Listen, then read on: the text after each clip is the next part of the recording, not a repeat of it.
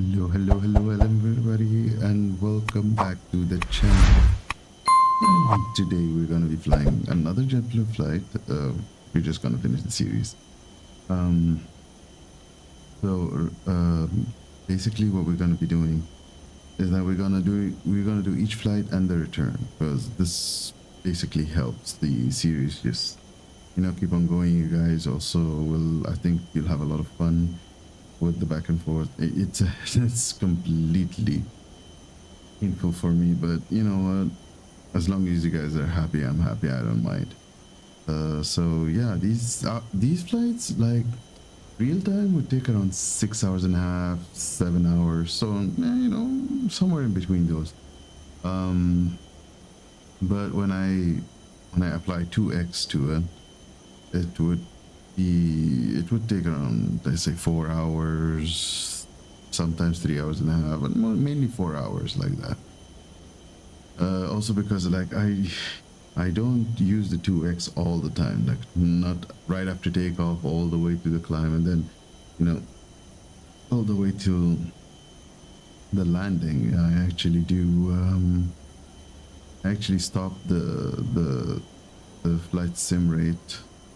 I return it back to normal, like, let's say, because well, I want it to be 18 miles before the top of descent, but it it just differs every single time I do it. Like, with each plane is different. With this one, with each flight is different. Like, basically, I have a top of descent calculator. It doesn't really calculate it. It just takes it from what I do is just, like, I say, okay, just take whatever is written in SimBrief, whatever the top of descent calculated there, and just calculate the same here, and just give me 20 minutes before it. Sometimes it's 50 miles, sometimes it's 10 miles, sometimes it's, I never know when is it gonna be. Okay, it's fun, but not in the same time. But I didn't see it go anywhere less than 50 miles. Like, once it was 20 miles. I'm not, but that, like, I think it's got to do a lot with how the SimBrief profile is created. So now SimBrief has profiles for each plane, in each inibuilds plane, except for the Beluga. For some weird reason, they do not have a Beluga profile. The Beluga profile is only available from inibuilds, and inibuilds, like, the landing calculator also, it's not for the Beluga specifically, just not working. Like, they just give you the A330-200, which is actually even the wrong plane, because it's based on the A330-300, which, then it has that big head, but when I check the calculations, it's okay. Okay, the 3300 works. Honestly, it works. So yeah, I'm sure you guys also noticed in the previous episode that finally now the auto brakes are working and everything is working. I found out that some brakes were assigned to the throttles, which was very weird in the default setup. It didn't happen in MSFS 2020 though, but it seems to happen here. Very weird. I don't even understand why the hell that is, but okay. I just deleted all of them, and I kept a pretty good what is it called again? Like a dead zone for the toe brakes, because these rudder pedals that I'm using, I don't know, guys. Like, it's just not cheap, but it's still not that expensive, and it's just weird. It's very twitchy, very fidgety, very weird. When I first bought it and I set it up, I was like, oh my god, what did I buy? It was like, if I would put, like, let's say, a little bit of right rudder, all of a sudden it would, like, kick the plane to the right, all the way to the right.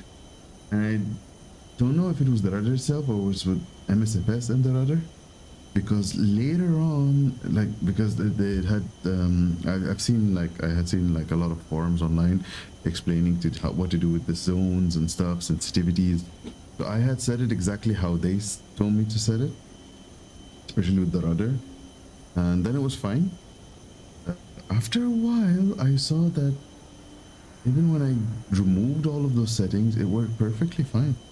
It's just the toe brake sometimes is weird, and sometimes the rudder itself just kind of jerks right and left. So I increased the dead zones from the rudder in, like, because there's an application that comes with it that you can set the dead zones there.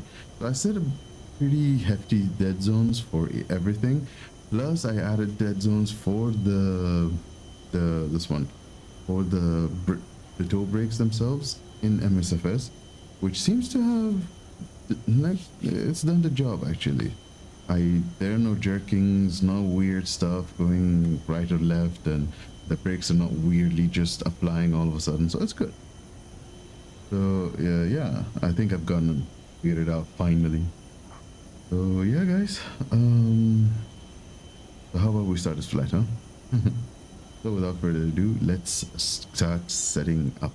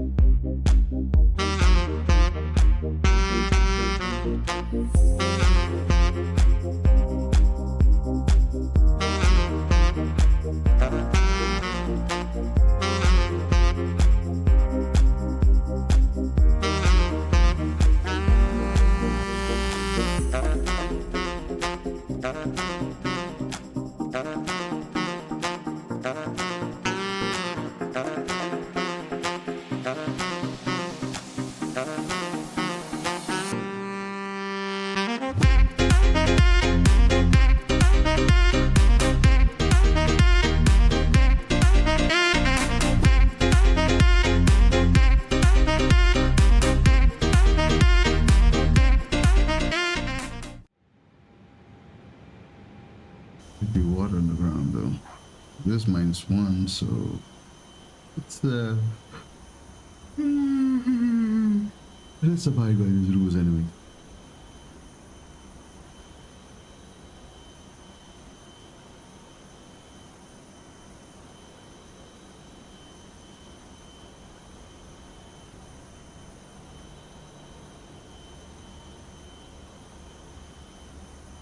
All aircraft be advised, information Golf now current, altimeter 309 0.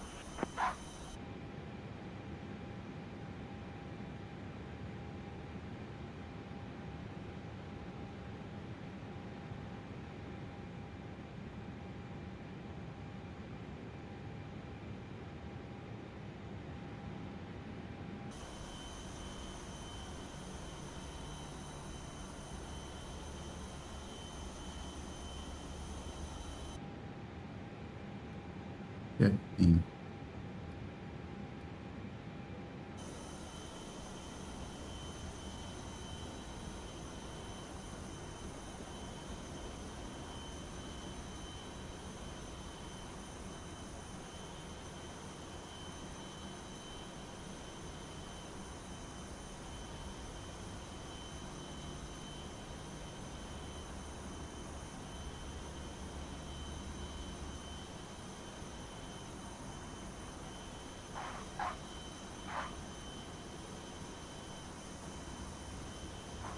I know you told me not to start. You can't just like walk next to the engine. You don't know what will happen. Stuff.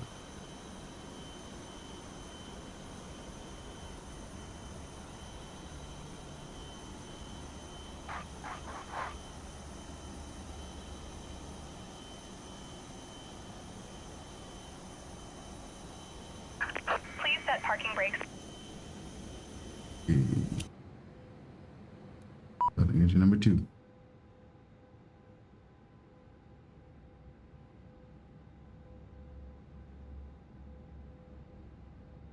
so nice how the airports are so much brighter now.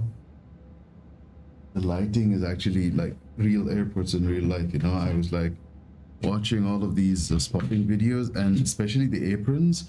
The aprons are like always lit up. You know, so you would be able to see like the engine starts and all of that stuff. See, before, like even when I was standing at the gate, I couldn't see anything in MSFS 2020.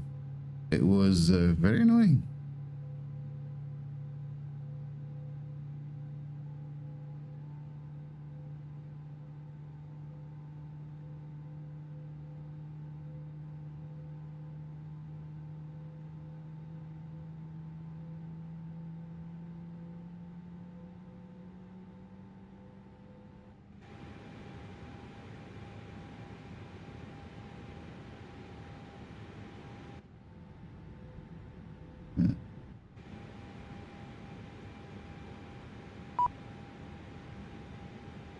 Yeah. Engine 2 available. Got engine 1. I love that sound.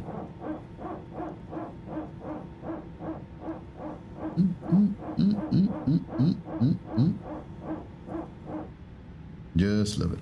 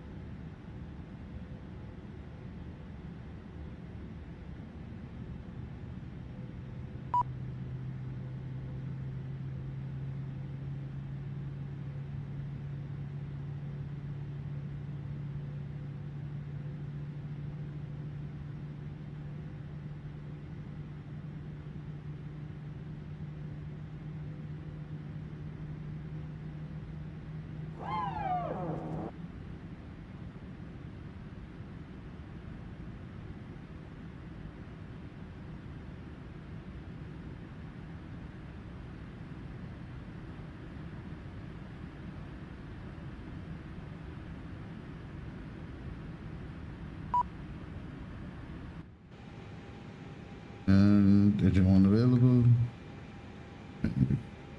Cockpit to ground. We have a good engine start. You can disconnect. Unlocking gear. This one.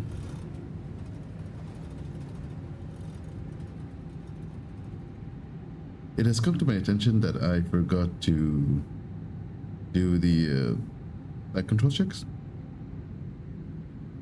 Okay, let's do this. Up, down, neutral, nope, left, right,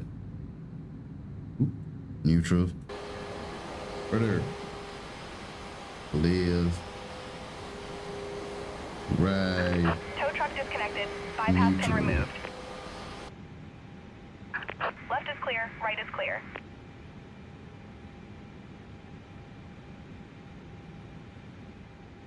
And so let's see. Yeah, it doesn't set it, so I have to set this myself. Up 0.6. 1, 2, 3, 4, 5, 6. There we go.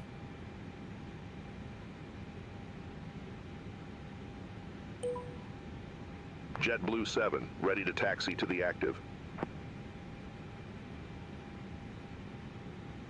JetBlue 7, runway 13, right taxi via Whiskey Alpha, Tango Alpha, November right. Charlie, Bravo, November Papa, Papa Charlie. Runway 13, right taxi via Whiskey Alpha, Tango Alpha, November. Charlie, Bravo, November Papa, Papa Charlie, JetBlue 7.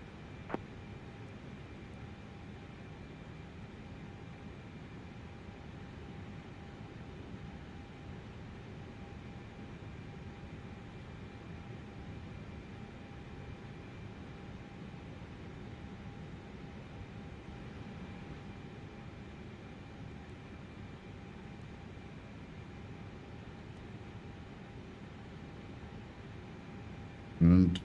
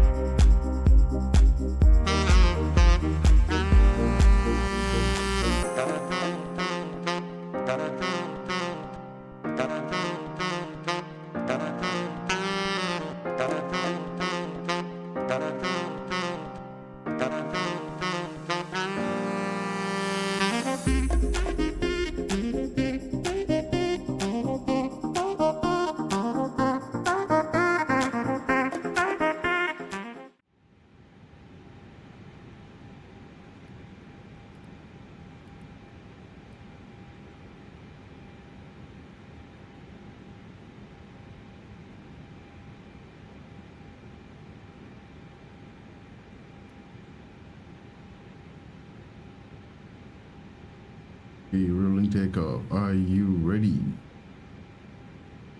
You ready?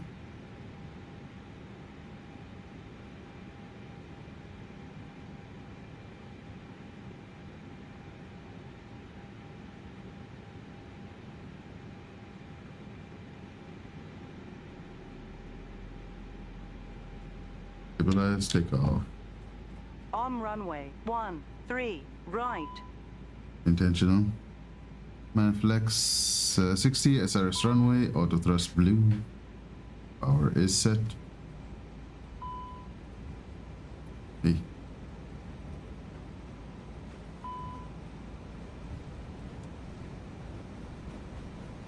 Oh, 100 knots in. Okay. One. Rotate.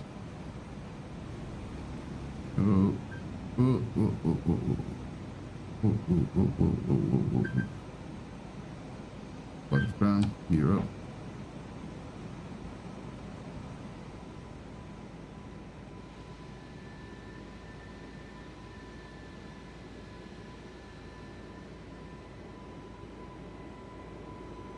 JetBlue 7, contact New York departure. Contact New York departure. JetBlue 7. New York departure. JetBlue 7, 1,400. JetBlue 7, New York departure, radar contact, climb maintain flight level 180. Climb maintain flight level 180. JetBlue 7. 180. JetBlue 7, turn right, heading 135. Turn right, heading 135. JetBlue 7. Okay. Ground thrust. JetBlue 7, turn left, That's heading 110. Heading 110. Turn left, heading 110. JetBlue 7. Damn, this looks good.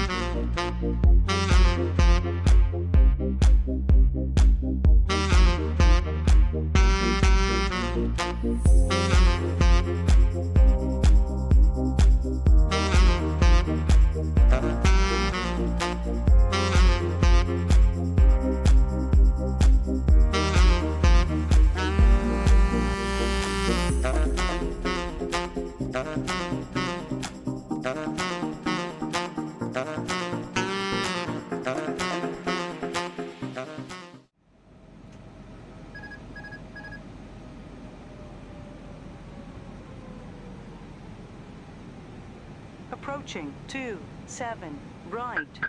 Confirmed. I had to turn off this one. I had to turn off the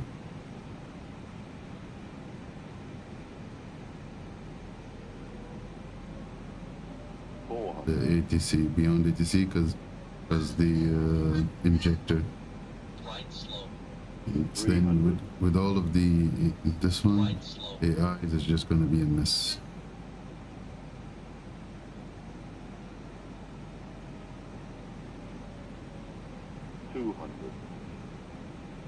Sync rate. Minimum Continue. 100. 50. 40. 30. 20. Retard. 10. Retard. 5. Retard. Retard. Retard.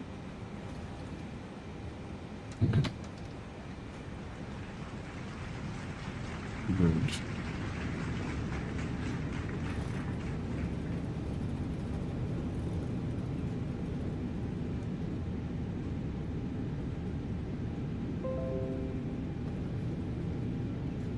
Nuts.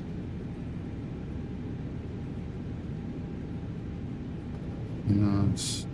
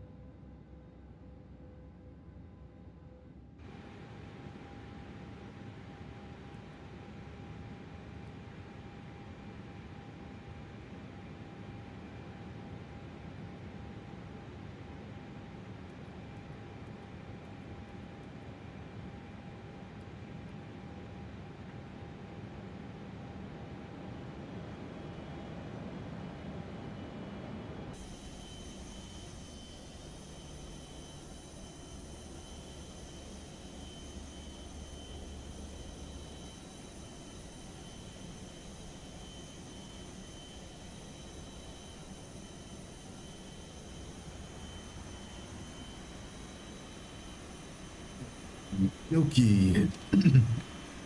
Welcome to E3, everyone.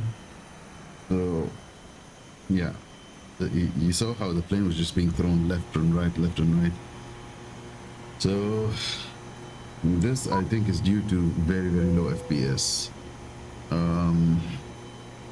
So I have the world updates enabled, and I have of course, at that moment I had also the what do you call them?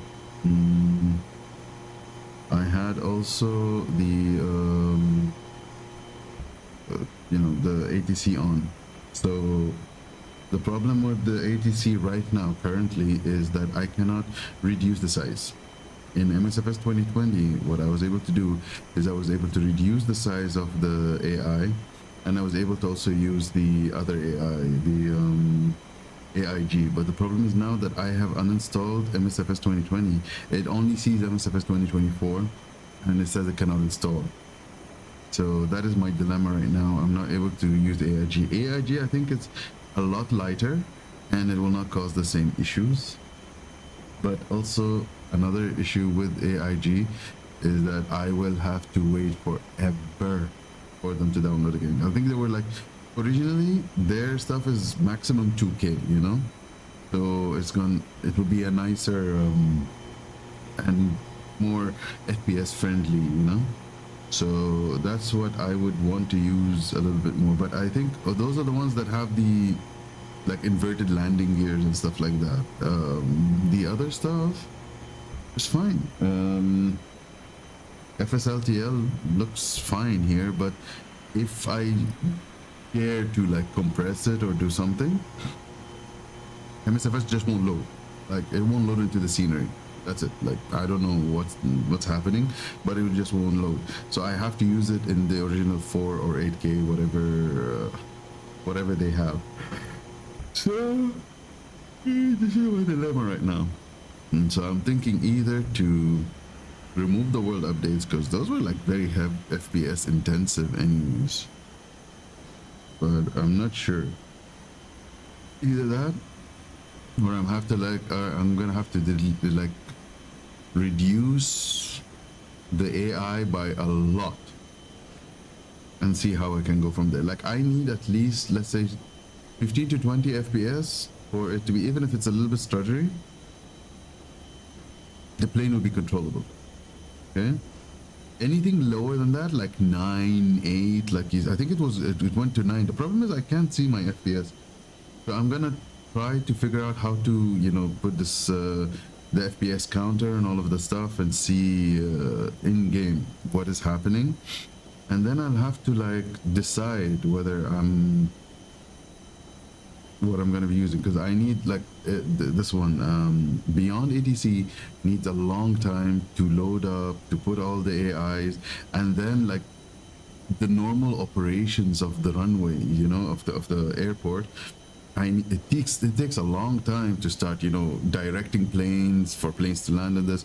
So I would need to at least start it, give it like an hour to load everything in, and then keep, you know, trying out. So definitely I'm going to move it down by 1. Now I'm at 8, so I'm going to move it down to 7, and I'm going to see, because I've seen another pilot, this guy, I think it's his EasyJet pilot, he was putting it on 665. I do believe that he did that because it did do that issue for him. I think, like, you know, the FPSs and stuff do take a hit, because he usually flies in the UK and Europe and stuff. See, when I was flying in America, it was fine.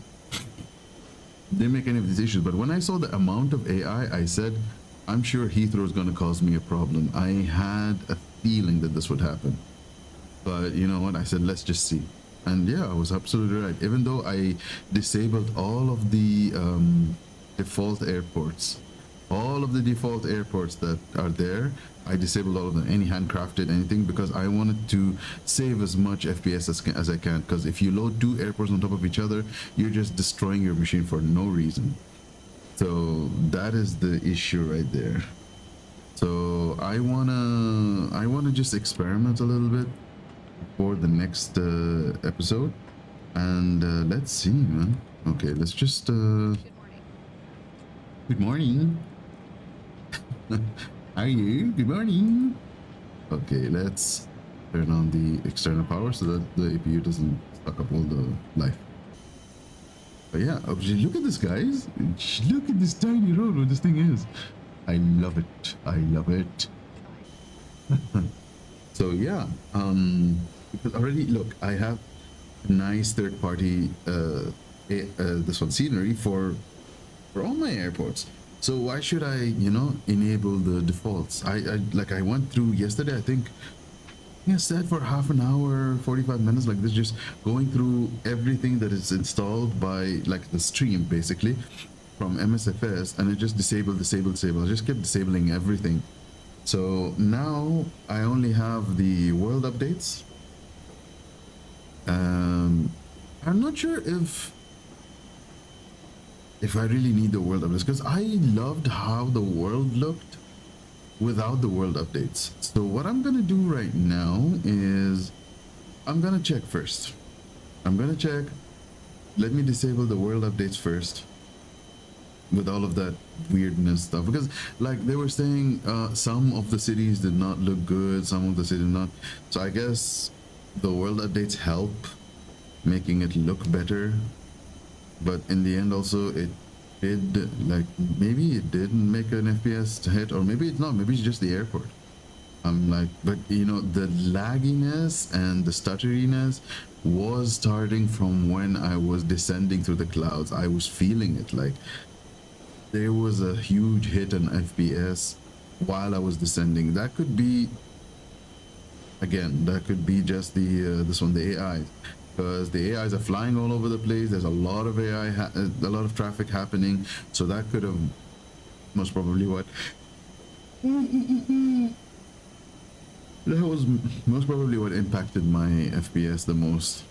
So yeah, let me just move it down one notch and then see, do a few tests, like just do a few laps here and there, and then try again if the 7776 is okay, and if not, I'll go down to 6665, and then if not, 5554, and see, because the thing is, I'm flying between major airports, because next airport also, like, we're gonna go back to the next episode, we're gonna go back to JFK. JFK is like, it's not giving me that much of an issue. You guys saw we took off, it wasn't an issue, but that was also nighttime, so I'm not sure if there's a difference between night and day, maybe. So that could be something also.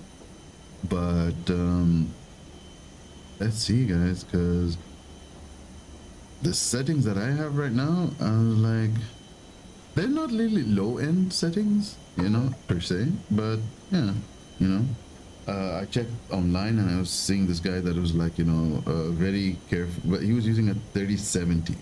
So I'm using a 1080 Ti. So still, I'm not sure how much better the 3070 would be over the, the 1080 Ti. So I think there's a marginal difference. I think it is better. It does give you better performance. But I mean, for me, if I want to buy, I'm going to go for the 3080 Super, which is super expensive. But before that, all of the upgrades in the PC have to be done first, which are quite expensive right now.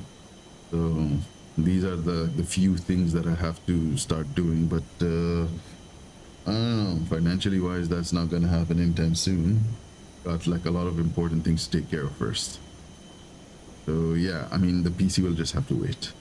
For now, let's just figure out how to make it run with whatever I've got, and just try to balance as much as possible and not let the simulator look like garbage, which is my main intention. I don't want it to look bad. I want it to not stutter, so that you guys don't see those weird FPSs or weird jumps, because it just doesn't look nice, you know what I mean?